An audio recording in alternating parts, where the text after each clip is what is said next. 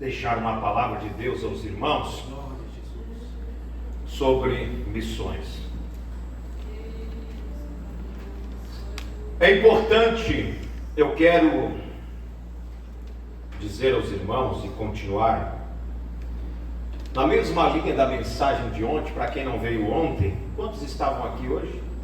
Aliás, ontem, quantos estavam aqui ontem? Aleluia. E queremos dizer aos irmãos que nós, para quem não estava ontem, estamos falando sobre do princípio do Evangelho, quando Jesus então deixou os discípulos a missão, e trazendo aos irmãos também qual é a verdadeira missão da igreja na terra, qual o objetivo de Deus e de Jesus deixar uma igreja na terra, qual é a verdadeira missão da igreja. E é uma pergunta que nós todos os dias deveríamos fazer para não esquecer do nosso verdadeiro chamado, para nós não nos esquecermos do verdadeiro objetivo da igreja existir na terra. Por que estamos aqui? Por que a igreja existe? Por que você é salvo? Ontem eu falei. Por que Jesus te salvou? Qual o objetivo que a igreja está na terra? E aí eu trouxe aos irmãos aqui que o principal objetivo da igreja estar na terra é a pregação do Evangelho. É através da pregação do Evangelho que os pecadores vão conhecer a Cristo. É através da pregação da palavra de Deus é que as pessoas vão se converter ao Evangelho. Olhando assim, meus irmãos, eu sempre enfatizo também, dentro desse tema missionário, é que nós devemos saber em que tempo nós estamos vivendo. Qual é a dispensação que nós estamos existindo? Porque a vida do homem na terra, ela é passageira. A vida da humanidade, ela vai e vem. Como a Bíblia diz que uma geração vai e outra vem. E nós devemos entender e saber em que momento nós estamos vivendo. Nós sabemos das dispensações. Houve a dispensação da inocência,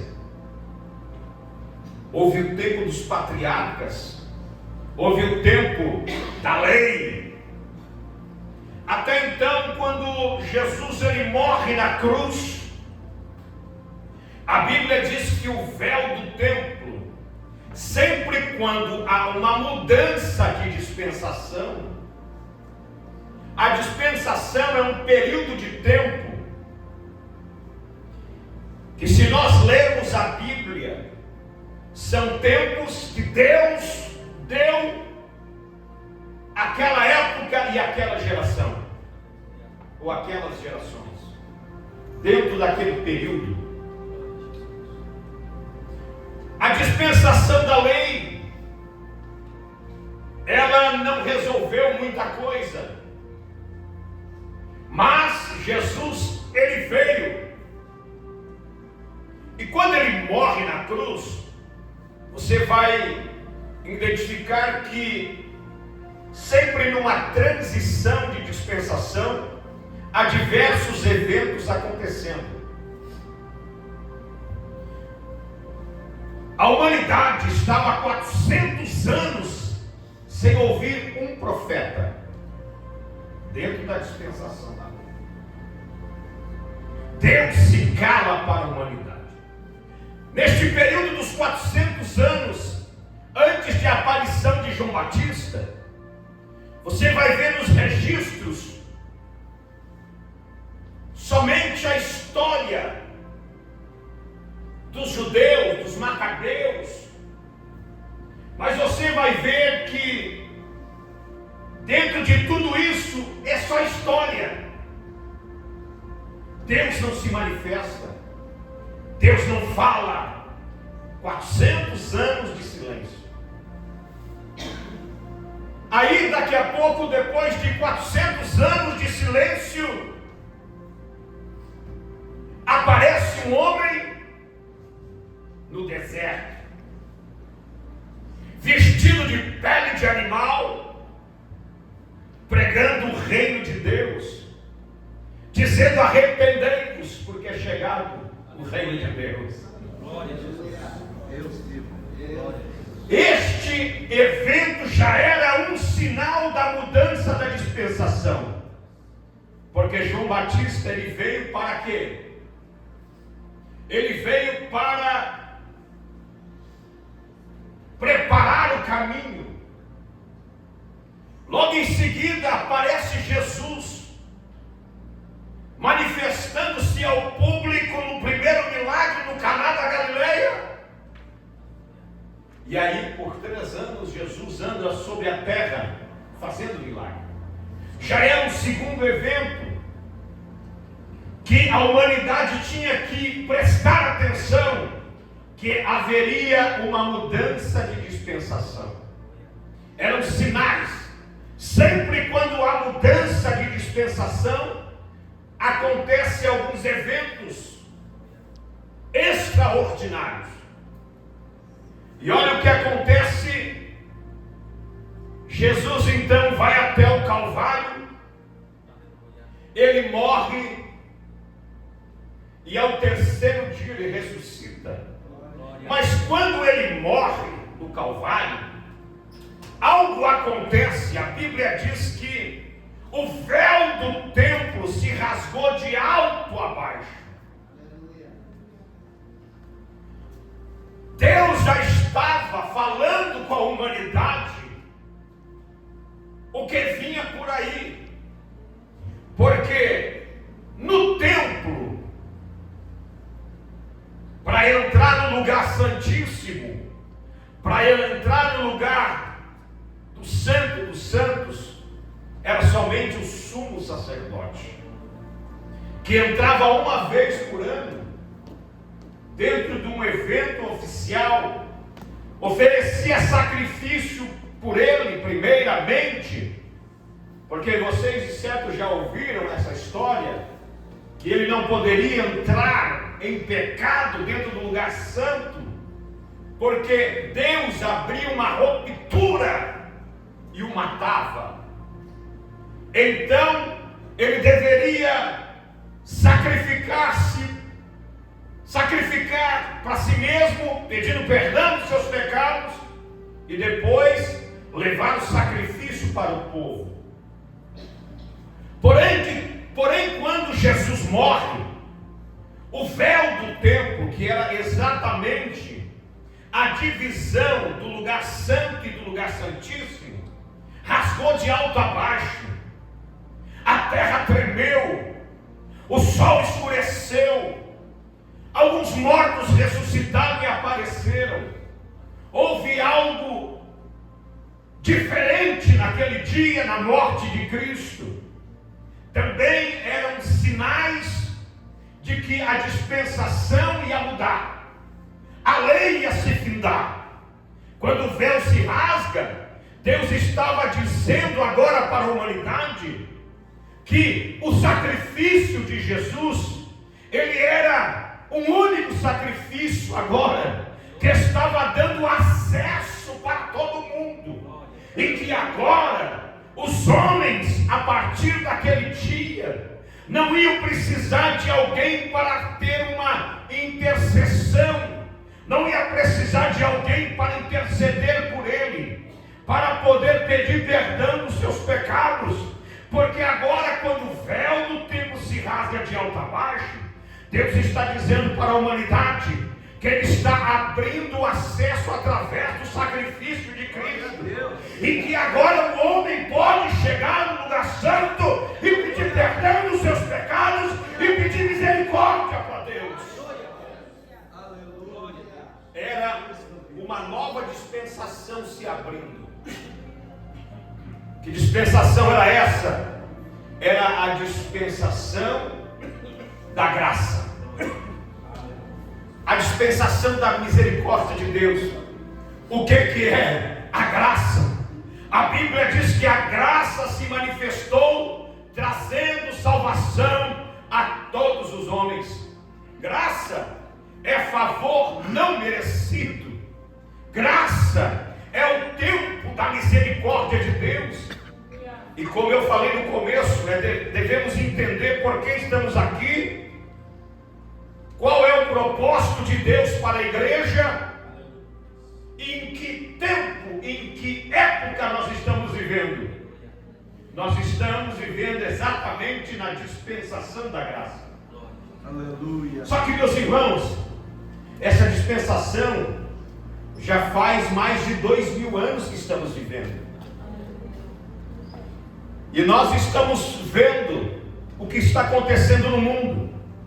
Alguns sinais já estão aparecendo na terra. Alguns eventos já estão acontecendo.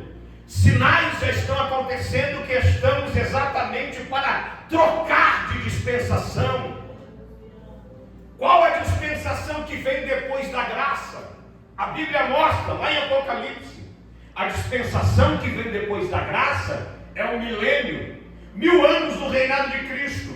Mas antes de entrar essa dispensação de 1000 anos, porque a Bíblia está dizendo que o diabo é amarrado por 1000 anos.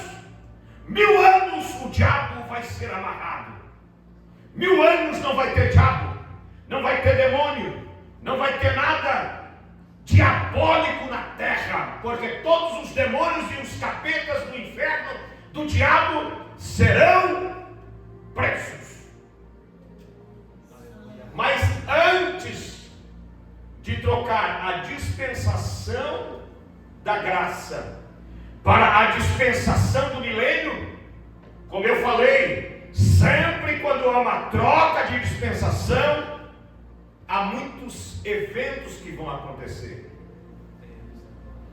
E nós podemos pontuar aqui para você entender que os sinais já estão acontecendo. A pandemia é um dos sinais, um dos eventos que está para acontecer antes do milênio, é o arrebatamento da igreja.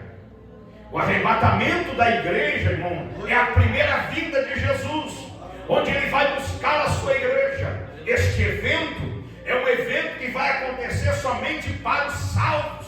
Os ímpios não verão. As pessoas do mundo não vão ver a volta de Jesus, porque Tessalonicenses diz que no tocar na trombeta de Deus, aqueles que são mortos ressurgirão primeiro, e depois nós que estamos vivos seremos arrebatados e levados até as nuvens com Cristo. Então, este primeiro evento que antecede a mudança de dispensação é um evento que todos os sinais estão mostrando. Aleluia. Já teve peste no mundo? Já, mas nunca igual a Covid-19. Já teve guerra no mundo, mas não como hoje. Se você olhar, cada vez mais este sinal de guerra está mais intenso. Cada vez mais as guerras aumentam na terra. Tem uma guerra na Ucrânia, tem guerra em Israel, agora Estados Unidos está bombardeando o Irã. Quer dizer, tem guerra para tudo que é lado. E Jesus está dizendo: olhai para a figueira, olhai para Israel. Um dos eventos que vai trocar a dispensação é o arrebatamento da igreja. Depois do arrebatamento tem a grande tribulação. 7 anos de tribulação. Isso está ali no Apocalipse, mas não é o que eu vou concluir aqui da mensagem. E aí depois da grande tribulação, no final da grande tribulação existe a segunda vinda de Cristo, aonde a Bíblia diz que ele veio num cavalo branco, aí sim com seus santos, todo olho verá. Aí se cumpre o que está em Mateus capítulo 24, que todos o verão. Ele vem para salvar Israel. O que acontece, meus irmãos? Aí haverá a troca da dispensação da graça para o milênio. Só que antes de acontecer isto, meu irmão, a igreja tem uma missão na terra. E qual é a missão da igreja na terra? É pregar o evangelho de Jesus Cristo. Nós não podemos parar de pregar o evangelho de Jesus Cristo. E como eu falei ontem, evangelho é boas novas, evangelho é boas notícias. Existem milhares de pessoas que nunca ouviram falar de Jesus, e esta missão foi dada para a igreja. Esta missão não foi dada para outra instituição a não ser a igreja de Jesus. Eu e você, meu irmão, é que temos esta missão de pregar o evangelho. O evangelho não vai ser pregado pela ONU. O evangelho não vai ser pregada pelas instituições, pelas ONGs. Não. A missão de pregar o evangelho de Cristo é da igreja. A igreja que tem autorização, a igreja que foi chamada, a igreja que tem esta virtude de levar a boa notícia. Enquanto o mundo está anunciando tragédia, enquanto o mundo está anunciando coisas ruins, enquanto o mundo e os noticiários, para ganhar ibope, só falam coisas ruins, a igreja foi chamada para levar as boas novas do evangelho e levar a palavra de Deus às nações. Ontem nós falamos da responsabilidade do crente ganhar almas aonde ele está. Aleluia. E agora eu concluo esta mensagem com a segunda parte, que é o compromisso de levar o evangelho às nações. Porque Jesus disse: ide por todo mundo e pregai o evangelho. E dentro do texto bíblico que eu li, você vai ver que Paulo, onde eu estava encerrando a mensagem falando da grande perseguição que Deus deu para Jerusalém, e eles tinham se acomodado, e Deus levanta Saulo de Tarso. Só que agora você vai ver que tempos depois, aqueles mesmos cristãos anônimos que fugiram de Jerusalém e que fundaram a igreja de Antioquia, agora a igreja de Antioquia se torna o maior centro missionário daquela época.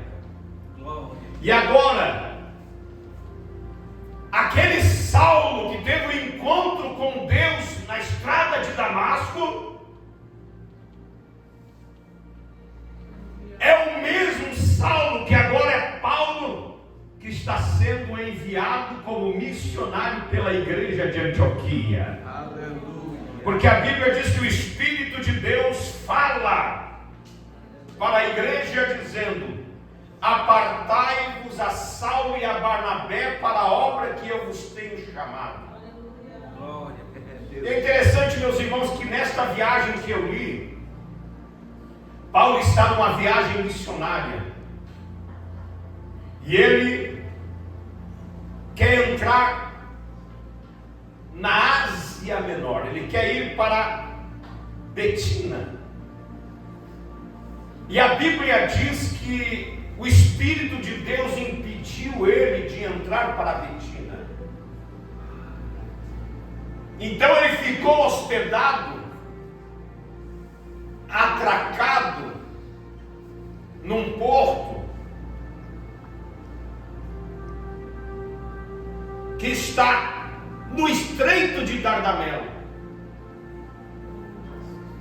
que é um canal marítimo que dá no Mar Egeu.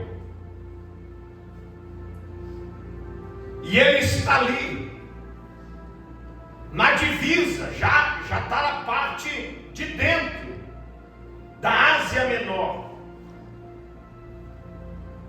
que é chamado Troade. Troade, irmãos, é um lugar que atualmente está na Turquia. Eu tive o privilégio de viajar e visitar a Turquia. Está na Ásia Menor. A Turquia, ela faz parte da Europa, mas a metade da Turquia está dentro da área da Europa e a outra metade na Ásia Menor. Os turcos, na realidade, são asiáticos. Então, pelo fato das guerras, das lutas, porque os turcos sempre foram guerreiros e eles conquistaram também o outro lado, né? Então tem uma parte que está na Europa e a outra parte existe cidades gigantescas do outro lado da Ásia Menor. E nós estivemos ali visitando as 7 igrejas da Ásia, porque dentro da Ásia Menor está as 7 igrejas da Ásia do Apocalipse, que Jesus mandou uma carta para cada uma. Esmirna, Éfeso, estive em Éfeso, no túmulo de João, estive na igreja de Laodiceia, mas me chamou a atenção então na entrada da Ásia, que é este porto de Troade. É exatamente aonde Paulo teve a visão do macedônico. O que é Troade? Na história atual, Troade, para os turcos, é a cidade de Troia. Você, quem sabe, já ouviu falar daquele filme que é sobre os troianos. Então, para eles, lá era a cidade de Troia. Existe até um cavalo de madeira. Você sabe sempre quando alguém diz o cavalo de Troia, é a história que os troianos, receberam esse presente dos gregos. Por isso que eles dizem presente de grego. Era um cavalo de madeira gigante que estava cheio de soldado dentro. E quando os troianos acharam que era um presente, estava ali cheio de soldados que abriram os portões e conquistaram a cidade. Então, para eles, ali, aquele local é Troia. Mas o significado para nós cristãos é Troade, porque é o lugar, naquele exato lugar, onde Paulo, ele está à noite e ele tem a visão do macedônico, onde está o macedônico gritando e dizendo: passa a Macedônia e ajuda-nos. Você vai ver, meus irmãos, que Deus impediu 3 vezes de Paulo entrar na Ásia Menor. Ele está ali para entrar, mas o Espírito Santo está lhe segurando. E eu entendo também, meus irmãos, que Paulo era um homem de Deus. Se era, você diga amém. Amém. Amém. Paulo era um homem de Deus. Paulo era cheio do Espírito Santo. Sim, era cheio do Espírito Santo. Paulo estava fazendo uma viagem enviado pela igreja, uma viagem missionária, sim. Mas até Paulo precisava da vontade de Deus. Aleluia. Você vai ver no registro bíblico que até aquele lugar, até Troade, Deus não fez um milagre no ministério de Paulo. você não vai ver Deus. Você vai ver Ele passando por várias cidades e Deus não fazendo nada. Por que Deus não fez nada? Por que Deus não fez milagre? Porque Paulo não estava dentro da vontade de Deus. Irmão, mas Paulo estava fora da vontade de Deus. Estava fora. Ele queria entrar para Betina. A intenção era boa. Ele estava querendo ir para pregar o Evangelho. Tem muita gente que está assim nesta última hora, irmão. Ele quer fazer aquilo que está da sua vontade. Ele quer fazer aquilo que ele pensa que Deus quer que ele faça. A intenção é boa, tá? O mundo está cheio de boas intenções. Mas Deus não precisa de homens e mulheres de boas intenções. Deus precisa de homens e mulheres dentro da sua vontade. Aleluia. Glórias. Amém. Ele estava com boas intenções, mas a Bíblia diz, você pode ler, que Deus o impediu. E ele já não sabia mais do que fazer. Mas à noite ele teve uma visão. Deus colocando Paulo nos trilhos da sua vontade e mostrando para Paulo qual seria a sua vontade. Ele estava no Estreito de Dardanelo, é um canal marítimo que dá para o Mar Egeu. Então agora ele tinha que voltar e atravessar o estreito, porque Deus nos chamava para a Macedônia. Como é difícil às vezes nós retroceder, como é difícil nós voltar atrás do caminho que nós queremos seguir, para agora pegar e andar dentro daquilo que Deus quer. O melhor lugar do mundo, meus irmãos, é estar dentro da vontade de Deus. Aleluia. Se você estiver dentro da vontade de Deus, não interessa o que acontece, Deus vai estar contigo para fazer milagre. Olha o que acontece. Ele tem que atravessar o estreito de volta. Mas quando ele tem a visão, você viu no texto que eu li, que ele imediatamente entendeu que Deus o chamava para ele pregar o Evangelho na Macedônia. Então ele e a sua comitiva saíram de Troade e voltaram e foram em direção à Macedônia. Qual é a primeira cidade que Paulo chega na Macedônia? É Filipos. Você vai ver. E olha, irmão, é coisa tremenda quando o homem está dentro da vontade de Deus. Porque quando ele entra na vontade de Deus, aonde ele põe o pé, o milagre começa a acontecer. Coisas extraordinárias começam a acontecer. Paulo chega, já encontra a Lídia em oração, ele já chega ganhando pessoas para Jesus. Aí ele começa a pregar o Evangelho naquela cidade, uma mulher de adivinhação. Veja quanto milagre começa a acontecer. E daqui a pouco Paulo expulsa o demônio daquela jovem. Era uma jovem famosa da cidade. Ela adivinhava o futuro, supostamente, daquelas pessoas. Gerava um turismo religioso da época. As pessoas viajavam de distâncias longínquas para consultar aquela mulher, aquela jovem. E agora Deus usa Paulo para expulsar o demônio e libertar aquela jovem.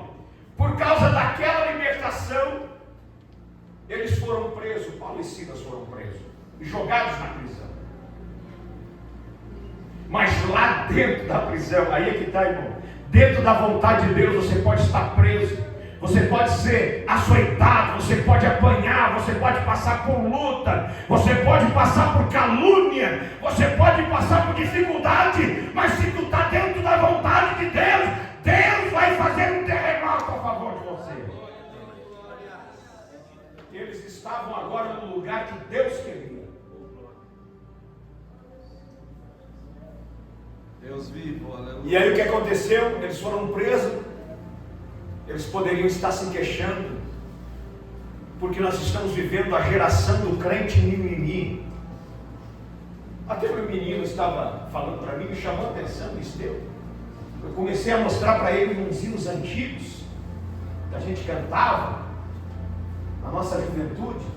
E ele disse: pai, olha, os hinos antigos são mais alegres, né, do que os de hoje, porque os de hoje são muito tristes, ele disse. Mas eu entendi que eu quis dizer que os hinos de hoje são mais melancólicos.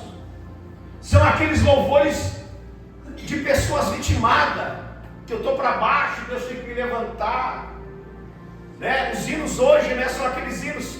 Eu estava comentando com o irmão que a Assembleia de Deus está importando louvores agora, não mais da nossa denominação. Os louvores que existem famosos hoje são cantores de outros ministérios, de uma outra vertente. E nós estamos cantando, e as pessoas cantam e se deprimem, porque as pessoas andam deprimidas, tristes, melancólicos.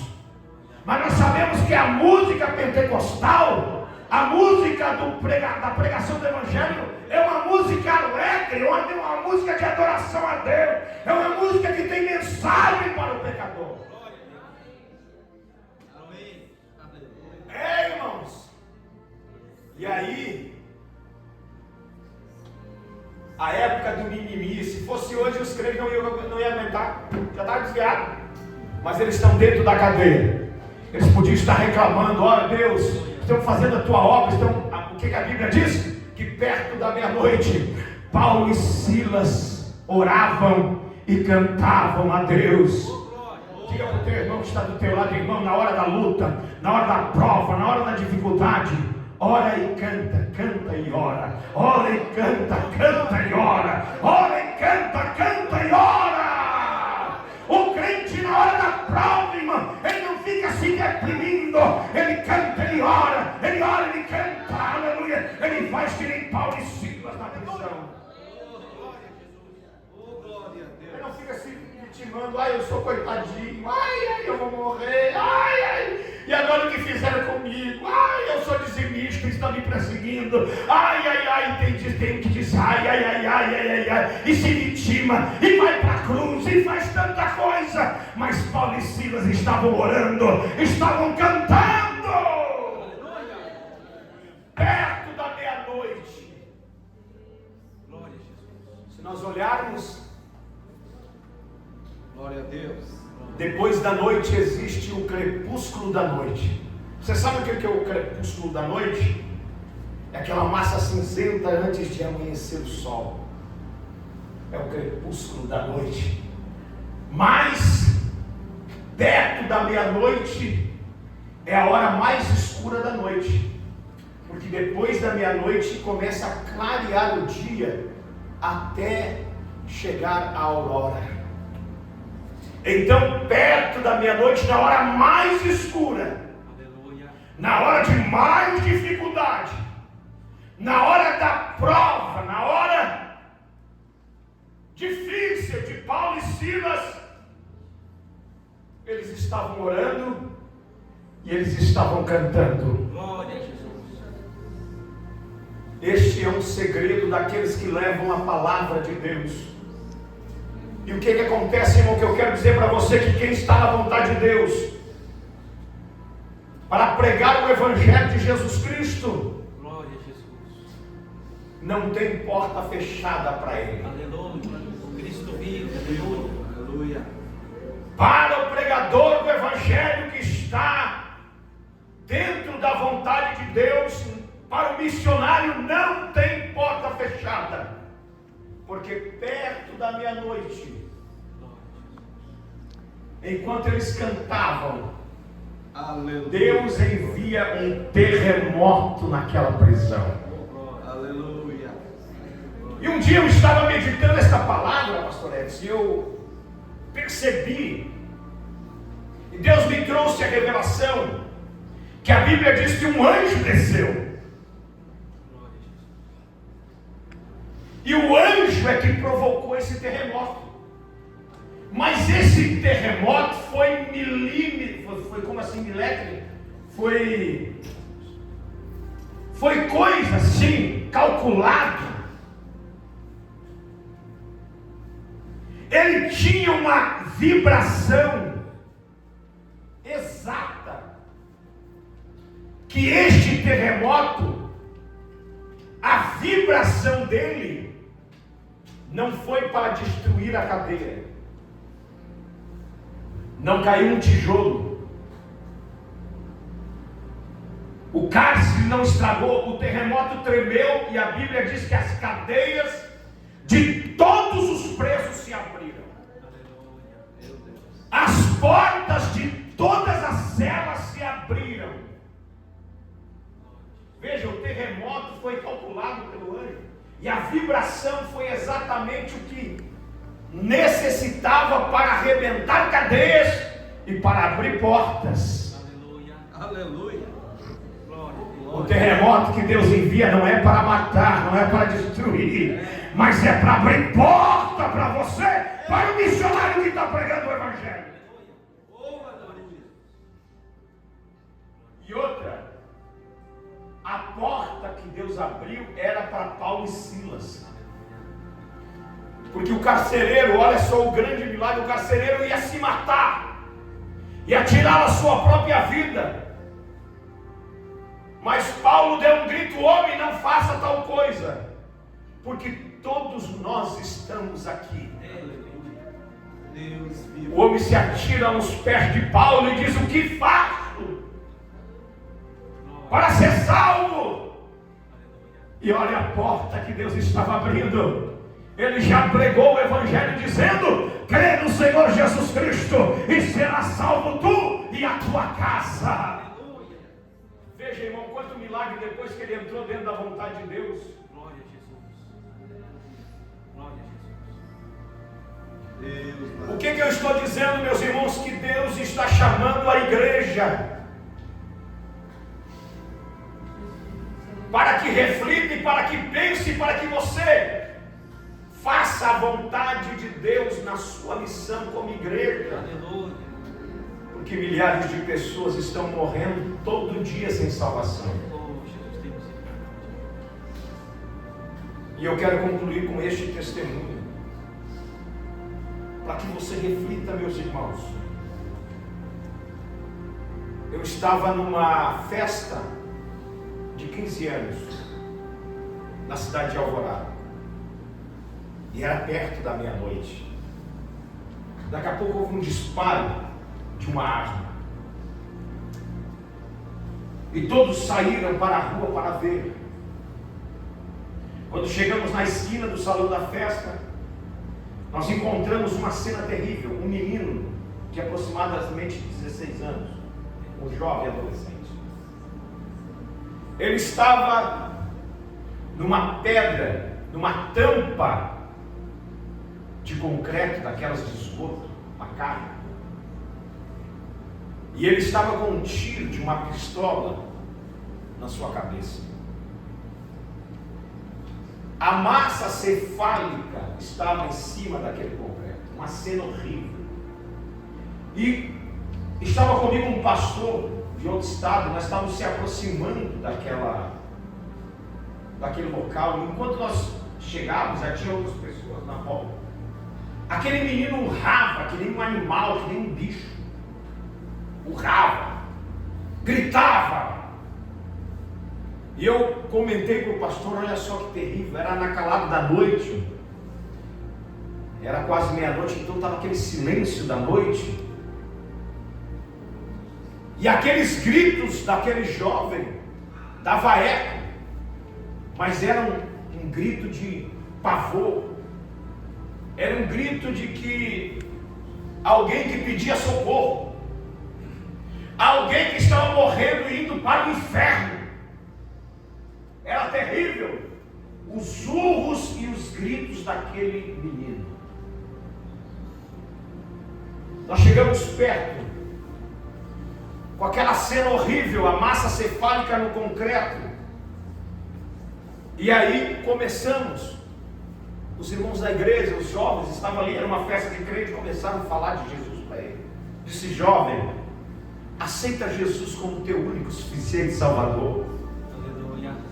Aceita Jesus como teu único e suficiente Salvador. Confessa com a tua boca. A Bíblia diz que se tu confessares com os teus lábios que Jesus é o Salvador, você vai ser salvo. Aleluia. Para a glória de Deus, irmão, nós vimos e ouvimos aquele menino com a voz embargada, fraquinha, porque a vida estava se desvaindo. Ele falou balbuciando, dizendo: eu aceito Jesus, eu confesso Jesus como meu único e suficiente Salvador. Ele foi se acalmando, e já agora, naquele ambiente já não tinha mais aquele ambiente de terror, de gritos, mas nós sentimos uma paz. E logo em seguida nós tivemos a confirmação, porque um homem apareceu do nada, os olhos vermelhos, um homem grande, e começou a xingar nós, disse: olha, ele era meu, e vocês, olha o que vocês fizeram, ele era meu. E aí eu podia entender que era Satanás que estava bravo. Aquele jovem estava indo para o inferno, e no último minuto de vida nós conseguimos arrancar uma alma das garras de Satanás e impedimos que aquele jovem fosse para o inferno. Nós tivemos a certeza. Aleluia. Alguém poderia dizer assim: mas ele não foi batizado. Mas aí eu digo para você que nós vivemos no tempo da graça, é o tempo da misericórdia. Para aquele menino não deu tempo, para aquele jovem não deu tempo, também não deu tempo do ladrão da cruz se batizar. Ele dizia: Jesus, me leva para o paraíso. Jesus disse: hoje mesmo estarás comigo no paraíso. É o tempo que nós estamos vivendo, é o tempo da graça, é o tempo da misericórdia, é o tempo que Deus está dando para a humanidade chegar-se a Ele. Aleluia. Mas eu fiquei pensando aquela noite, pastor Edson, eu não dormi. Aquela madrugada eu não consegui dormir.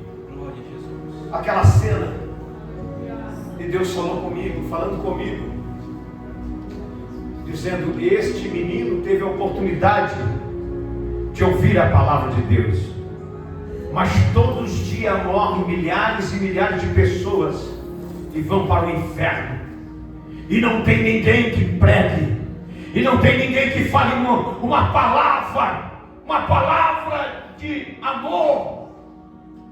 Quantos estão pedindo socorro que nem um macedônio? Quantos que estão gritando que nem um macedônio? Quantos que estão gritando em diversas nações: socorre-me, socorre-me, socorro, por favor, vem nos ajudar, vem pregar o Evangelho. A pergunta é: você está ouvindo o clamor das almas, o grito do macedônio? Você está ouvindo, você está prestando atenção? Você foi chamado como igreja para pregar o Evangelho nesta última hora. Deus conta contigo, meu irmão. Deus conta conosco. Deus conta com a igreja. Milhares e milhares todos os dias morrem sem salvação. Você vai ver em Romanos, está dizendo: e como crerão se não há quem pregue? Porque a Bíblia diz que a fé vem pelo ouvir e ouvir da palavra de Deus. As pessoas vão se converter quando eles ouvirem a palavra de Deus, quando tiver a pregação do Evangelho. Não pense que as pessoas, poderá acontecer que as pessoas entrarão sozinhas na igreja. Existem pessoas tão desesperadas hoje que eles entram sozinhos dentro das igrejas. Mas a missão da igreja não é só nas quatro paredes. A igreja desta última hora está acomodada nas quatro paredes, no conforto das suas casas estucadas, confortáveis, com ar-condicionado, com toda a tecnologia. E existem milhares de pessoas que estão clamando por um socorro. E Deus conta com esta igreja nesta última hora, porque a dispensação está mudando. Não há mais tempo. Não há mais tempo de brincar de cristão. Não há mais tempo de brincar de obreiro. Não há mais tempo de brincar de igreja, não. A dispensação está mudando. É tempo da igreja se levantar e levar a mensagem da Macedônia. Aleluia. Deus está falando com alguém poderosamente aqui nesta noite. Desperta, meu irmão. Desperta, porque o tempo é chegado. A hora é chegada, onde Deus está contando com você. Aleluia. Aleluia. A missão de pregar o evangelho não é só do pastor, não é só do ministério dos obreiros, não. A missão de pregar o evangelho é de toda a igreja. Aleluia. Jesus não disse para os pastores irem pregar o evangelho. Jesus não disse para os obreiros, não. Jesus disse: a missão é da igreja, ide e pregai o evangelho a toda criatura. Aleluia. Você não precisa pedir autorização para pregar o evangelho. Jesus já te deu autorização. Jesus já te deu, eis que vos dou autoridade, eis que vos dou poder para pisar em serpentes e escorpiões. Aonde você estiver, no trabalho, na tua casa, você já tem essa autorização do céu para falar do amor de Jesus. O que você está esperando, meu irmão? Você está esperando uma credencial do governo? Você está esperando uma carta, uma credencial da convenção do estado ou da CGADB para você pregar a palavra de Deus? Não precisa de nada disso. Você já é um salvo em Jesus. Você já é membro da Assembleia de Deus. Você já recebeu o batismo com o Espírito Santo. Você já tem a Bíblia na mão, a palavra de Deus. Você pode pregar o evangelho para o teu vizinho, para o teu colega de trabalho e ganhar almas para Jesus. O que está faltando? O que está faltando para você fazer isso? Ah, irmão, eu sou tímido, eu não sei falar. Mas você pode levar um folheto. Você pode dizer para ele: venha na minha igreja. Aleluia. Você pode dizer: você quer uma oração, eu vou orar por ti. Ou você não sabe orar. Você é um crente, você sabe orar. Você pode dizer para ele: olha, se tu quer Jesus, eu vou orar por ti. Jesus vai fazer um milagre na tua vida. Alguma coisa você sabe fazer. Glória a Deus. Se coloque de pé. Alguma coisa você sabe fazer. Irmãos, as almas que Deus colocou lá no teu trabalho, Deus não vai cobrar de mim. Deus não vai cobrar do pastor Edson. Porque Deus colocou você lá. Você é o representante do evangelho legal lá naquela tua empresa. Aleluia. Os teus vizinhos, lá na escola onde você estuda ou onde você trabalha, aquelas pessoas lá, Deus colocou você para falar do amor de Jesus para elas, para você testemunhar com a sua vida. Você é o responsável daquelas almas. Você sabia?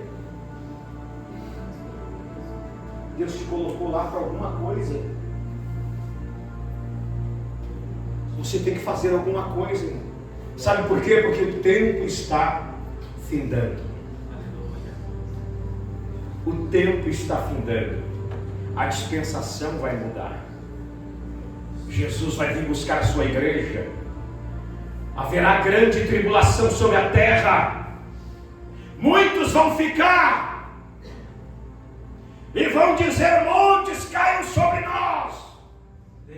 Vão desejar a morte, porque na grande tribulação a morte vai ter uma férias de 6 meses. Ninguém vai morrer. As pessoas vão se atirar na frente dos trens, vão se atirar dos precipícios, vão se espedaçar no chão, mas não vão morrer. A morte vai ficar de férias por 6 meses. Só que nesse tempo a igreja já vai estar com Jesus nas bodas do Cordeiro. Mas ainda, antes da volta de Jesus, você tem uma missão de falar do amor de Jesus. Eu quero orar por você nesta noite. Tem alguém que não é evangélico aqui que quer aceitar Jesus como seu único e suficiente Salvador? Levante a sua mão. Tem alguém que não é evangélico? Alguém que está desviado, parado do caminho do Senhor? Tem alguém que levante a mão? Alguém que está parado do caminho do Senhor? Todos são crentes.